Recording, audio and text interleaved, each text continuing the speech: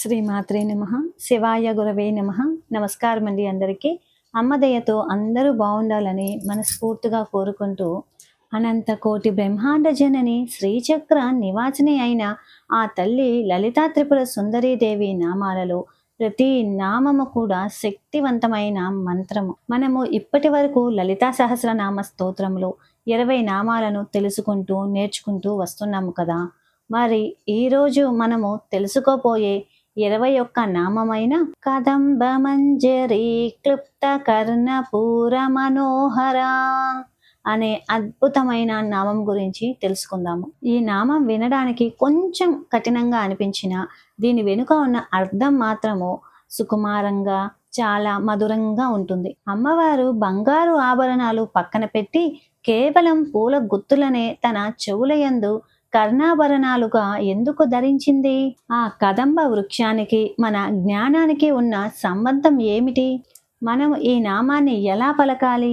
దీని వెనుక ఉన్న సైన్స్ ఏమిటి? యోగ శాస్త్రం ప్రకారము మన శరీరములో ఏ చక్రానికి ఇది ప్రభావితం చేస్తుంది? ఇలాంటి మరెన్నో ఆసక్తికరమైన విషయాలను ఈరోజు మనము ఈ వీడియోలో విశ్లేషించుకుందాము. జ్ఞానాన్ని కోరుకునే ప్రతి భక్తుడు, విద్యార్థి ఇంకా సాధకుడు తప్పక తెలుసుకోవాల్సిన రహస్యమే ఈ నామం అన్నమాట. 21 నామము. చివరి వరకు చూస్తే ఈ నామము మీ వ్యక్తిత్వాన్ని ఎలా మారుస్తుందో మీకే అర్థమవుతుంది. మరి ఈ నామం గురించి తెలుసుకుందామా? అమ్మవారి దివ్య నామాన్ని చక్కగా అందరము స్మరించుకుందాము, నేర్చుకుందాము. ఉచ్చారణ దోషం లేకుండా చక్కగా నేర్చుకుందాం. ఈ వీడియో కొంచెం లెంత్ అనేది కొద్దిగా ఎక్కువగానే ఉంటుందండి. చాలా వివరంగా చెప్పాను. ఎక్కడ స్కిప్ చేయకుండా చివరి వరకు చూడండి. ఒక లైక్ చేయండి.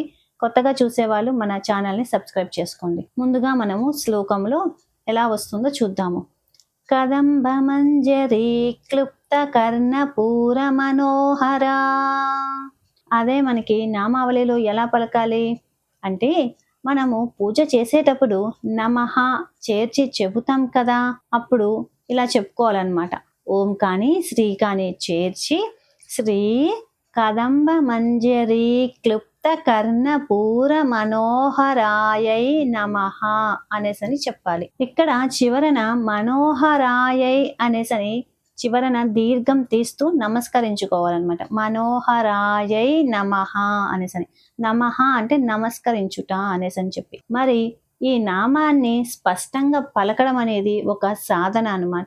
ఈ నామంలో ఒత్తులు దీర్ఘాలు చూస్తే కనుక కదంబ, ఇందులో దా పక్కన ఉన్న సున్నాను గా పలకాలన్నమాట. కదంబ అనేసని. కదంబ, కదంబ అనేసని చెప్పి. మంజరి, మంజరి అన్నప్పుడు మా పక్కన సున్నా ఉంది కదా అంటే ముక్కుతో పలకాలి. అనుస్వారం అన్నమాట. పక్కన రీకి దీర్ఘం ఇవ్వాలి. కదంబ మంజరి అనేసని చెప్పి. క్లుప్త, ఇది ఈ నామంలో అత్యంత కీలకమైన పదము. చాలా జాగ్రత్తగా వినండి. ఇది పలికేటప్పుడు క్లుప్త అని పలికేటప్పుడు నాలుక పై అంగిలిని తాకుతుందన్నమాట. క్లుప్త, క్లుప్త అనేసని చెప్పేటప్పుడు. ఇక్కడ ఒక ముఖ్యమైన విషయం ఒకటి గమనించాలి. చాలా జాగ్రత్తగా వినండి. క్లుప్త అనే పదములో మనం సాధారణంగా కా కింద లావత్తు ఇస్తాము. కానీ శాస్త్రం ప్రకారము ఇక్కడ ఉండాల్సింది అలు అన్నమాట. అలు అనే అచ్చు. ఇప్పుడు ఈ అచ్చు వాడడం తగ్గిపోవడం వల్ల మనము సంయుక్త అక్షరం లాగా లావత్తుతో పలుకుతున్నాము. నిజానికి ఇది అమ్మవారి నామంలోని ఒక ప్రత్యేకమైన ధ్వని తరంగము. సంస్కృత వ్యాకరణ కర్త పాణిని ప్రకారము క్లుప్త అనే పదములో ఉండేది లావత్తు కాదు, అది అలు అనే అచ్చు అన్నమాట. ఇది క్లు లాగా కాకుండా క్లుప్త అన్నట్లుగా అంతరంగంగా పలకాలి. హల్లుకి అచ్చు చేరితే అది గుణింతం అవుతుంది. అప్పుడు దానిని వ్యత్యాక్షరము అనేసి అంటారు. అదే హల్లుకి హల్లు చేరితే అది సంయుక్తాక్షరం అవుతుంది. మీరు అన్నట్లు లావత్తు రాసి వత్తి పలికితే అది సంయుక్తాక్షరం ధ్వనిని ఇస్తుంది. కానీ మూలమంత్ర శాస్త్రం ప్రకారము అది అచ్చుతో కూడిన అలు అనే హల్లుతో ఉండాల్సినదన్నమాట. కర్ణపూర, కర్ణపూర అన్నప్పుడు నా కింద రావత్తు వచ్చింది. స్పష్టంగా వినిపించాలి. పూకి దీర్ఘం ఉందన్నమాట. కర్ణపూర. ఇక్కడ కూడా కొంచెం జాగ్రత్తగా వినండి. సంస్కృతంలో ఇంకా తెలుగులో కర్ణ కర్ణ అంటున్నాం కదా, రా కింద అన అనే అక్షరాన్ని గమనిస్తే ఇందులో మొదటగా వినిపించే శబ్దము ర్, ఆ తర్వాత వచ్చే అక్షరం అన. నా అన్నమాట. వ్యాకరణం ప్రకారము ఒక హల్లుకి అంటే నాకి ముందు పొల్లు అక్షరం ర వచ్చినప్పుడు ఆ రా కారానికి మనము రేప లేదా తలకట్టు మీద ఉన్న కొమ్ము వత్తు అనేసి అన్నమాట. అంటే కర్ణ అనేసనిగా రాస్తాము. ఉచ్చారణ పరంగా వచ్చినప్పుడు మనం గమనించాల్సింది ఇక్కడ రా పైన ఉంది, అన కింద ఉంది. కానీ పలికేటప్పుడు మాత్రము రా శబ్దాన్ని ముందు పలకాలి. అంటే కర్ణ, కర్ణ, కర్ర అన్నప్పుడు రా పొల్లు వస్తుంది కదా, కర్ణ అనే శబ్దం అన్నమాట. ఇక్కడ ర అనే శబ్దము అనా కన్నా ముందే వస్తుంది. కాబట్టి దీనిని నా వత్తు అని పిలవడం కంటే రాకారం పొల్లు లేదా రేపతో కూడిన అన అని పిలవడం సాంకేతికంగా కరెక్ట్ అన్నమాట. చాలా మంది సాధారణ భాషలో చెప్పేటప్పుడు కింద ఏ ఒత్తు ఉంటే ఆ ఒత్తు అంటారనమాట. ఆ లెక్కన ఇది అనా కింద రా ఒత్తు కాదు. నిజానికి రా శబ్దానికి నా ఒత్తు అనేసి అనమాట. కానీ సంస్కృత సంధి లిపి ప్రకారము పైన ఉన్న రా అనేది రేప ఎప్పుడు ముందు పలుకుతుందన్నమాట. అందుకే దీనిని కర్ణ అనేసి అని పిలుస్తాం. కర్ణ అనేసని అంటే రానే ముందుగా వస్తుంది. సరైన ఉచ్చారణ విధానం అంటే కర్ణ అంటే నాలుకను వెనక్కి మడిచి అన్నాన్ని పలికే ముందు చిన్నగా ర్ అనే శబ్దాన్ని స్పృశించాలన్నమాట. కర్ణ అనేసని కర్ణ.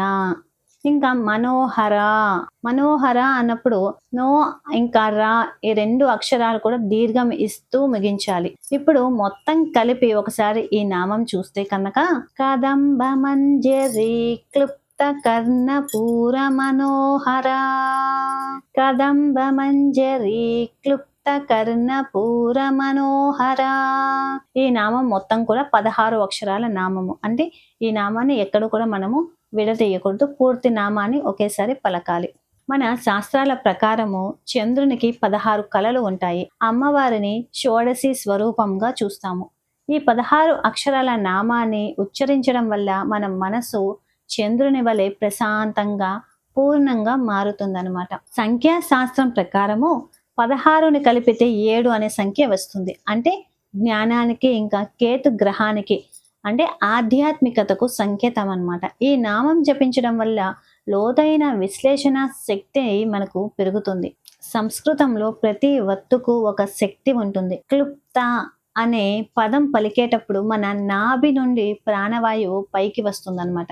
ఇది మన వాక్ శుద్ధికి ఎంతో మేలు చేస్తుంది. క్లుప్త క్లుప్త అన్నప్పుడు మన నాభి నుండి ఆ సౌండ్ పైకి వస్తుంది అనమాట. క్లుప్త అనేసి చెప్పేసి. ఇప్పుడు మనము ఈ నామంలోని అసలైన మాధుర్యాన్ని ఇంకా లోతైన అర్థాన్ని విశ్లేషించుకుందాము. అమ్మవారికి అలంకరించుకోవటానికి లోకములో లేని బంగారు నగలు ఉన్నాయా? మరి అమ్మ కేవలము ఈ కదంబ పూలనే ఎందుకు ఎంచుకుంది? ఈ రహస్యం తెలియాలంటే మనము ఈ నామాన్ని చక్కగా విడతీసి అర్థం తెలుసుకుందాము. కదంబ మంజరి అంటే కదంబం అనే ఒక వృక్షం అన్నమాట. ఇది మంజరి అంటే పూల గుత్తి అనేసని. కదంబ మంజరి అంటే పూల గుత్తి అని. కదంబం పూల యొక్క గుత్తి. క్లుప్త అంటే అమర్చబడినది అనేసి అని చెప్పేసని. కర్ణపూర, కర్ణ అంటే చెవి అన్నమాట. పూర అంటే నింపటం అంటే చెవిని అలంకరించే ఆభరణము అనేసి అని చెప్పి. మనోహర అంటే మనసును హరించున్నది అనేసి అని చెప్పేసని. దీని అర్థం చూస్తే కనుక కదంబ పూల గుత్తులచే తన చెవి కమ్మలుగా అలంకరించుకొని చూడగానే మనసును పరవశింపచేసే అందం కలిగిన ఆ తల్లి అనేసి అని చెప్పి అర్థం అనమాట. ఇందులో నమః చెప్తే ఆ తల్లికి నమస్కరిస్తున్నాను అనేసి అని చెప్పి. అమ్మవారి ప్రతి నామానికి 3 రకాల అర్థాలు ఉంటాయి. వాటిని ఇప్పుడు మనము విశ్లేషించుకుందాము. ప్రతి నామం కూడా మనము 3 అర్థాలు తెలుసుకుంటూ వస్తున్నాం కదా. అదే విధంగా ఈ నామంలో కూడా మనము తెలుసుకుందాము. స్థూల అర్థము. స్థూల అర్థం చూస్తే కనుక ప్రకృతి ఆరాధన. అమ్మవారు ప్రకృతి స్వరూపిణిగా చూపిస్తోంది. ఆమెకు కృత్రిమమైన వజ్ర వైడ్యూర్యాల కంటే సహజమైన సుగంధ భరితమైన కదంబ పూలంటేనే ఇష్టము. ఇది మనకు ఒక సంకేతం అనేది ఇస్తుంది. ప్రకృతికి దగ్గరగా ఉండండి, అప్పుడే మనము దైవానికి దగ్గర అవుతాము అనేసి అని చెప్పి. ఇంకా ఈ నామంలోని సూక్ష్మ అర్థం చూసుకుంటే కనుక యోగ శాస్త్రంలో కదంబ వనం అంటే విజ్ఞాన రాశి అనేసి అని చెప్పి. చెవులు జ్ఞానాన్ని గ్రహించే ద్వారాలు. అంటే అమ్మవారు ఆ పూలను చెవుల దగ్గర ధరించింది అంటే అమ్మ నిరంతరం వేద నాదాన్ని భక్తుల మొరలను వింటోంది అనేసి అని చెప్పి అర్థం అన్నమాట. మనం కూడా చెవులకు మంచి విషయాలనే అలంకారాలుగా ధరించాలని దీని అర్థం అన్నమాట. అంతరార్థం చూస్తే ఏకత్వ స్ఫూర్తి. కదంబ పుష్పము యొక్క ప్రత్యేకత ఏమిటో తెలుసా? అది ఒక పువ్వు కాదు, వందలాది చిన్న చిన్న పూల కలయికే ఒక గుత్తిగా ఉంటుందన్నమాట. అంటే మంజరీగా అనేసి అని చెప్పి.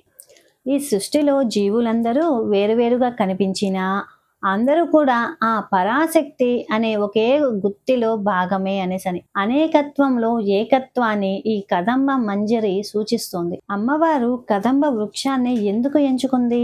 కదంబ వృక్షాన్ని జ్ఞాన వృక్షం అని అంటారనమాట. గురుతత్వానికి ఇది ప్రతీక. దేవి గురుమూర్తి కాబట్టి ఆమెకు కదంబం అంటే ప్రీతి పాత్రము. కదంబము వర్షం పడగానే వికసిస్తుంది. వర్షం అనేది అమ్మవారి కరుణకు సంకేతము. భక్తుడి కళ్ళల్లో భక్తి అనే వర్షం కురిసినప్పుడు అమ్మవారి అనుగ్రహము అనే కదంబము వికసిస్తుంది. కదంబ పూల సువాసన మనసును త్వరగా ప్రశాంతపరుస్తుంది. ధ్యానం చేసేవారికి ఇది ఎంతో మేలు చేస్తుంది. ఒక చిన్న పూల అలంకరణ వెనుక ఎన్ని కోటి అర్థాలు ఉన్నాయో మనం కేవలం పూలు పెట్టుకుంది అని చదువుతాము, కానీ అమ్మవారు ఆ పూల ద్వారా మనకు సమిష్టి తత్వాన్ని, జ్ఞాన శ్రవణాన్ని బోధిస్తున్నారు. యోగ శాస్త్రం ప్రకారము లలితా సహస్రనామాన్ని కేవలం స్తోత్రంగా మాత్రమే కాదు, ఇది ఒక కుండలిని యోగ శాస్త్రము అనేసని. ఈ 21 నామము మన శరీరములోని ఆజ్ఞా చక్రము ఇంకా విశుద్ధి చక్రాల మధ్య ఉన్న సంబంధాన్ని వివరిస్తోంది. చెవులు ఆకాశ తత్వానికి సంబంధించినవి. అంటే ఆకాశం అంటే శబ్దము అనేసి అని చెప్పి. కదంబ మంజరిని అమ్మవారు చెవులకు ధరించడం అంటే సాధకుడు తన అంతరాత్మ నుంచి వచ్చే అనాహత నాదాన్ని అంటే ఇన్నర్ సౌండ్ని వినడానికి సిద్ధం అవ్వడము అనేసి అని చెప్పి. చెవుల వెనుక భాగములో మన శరీరములో ముఖ్యమైన నాడులు ఉంటాయి.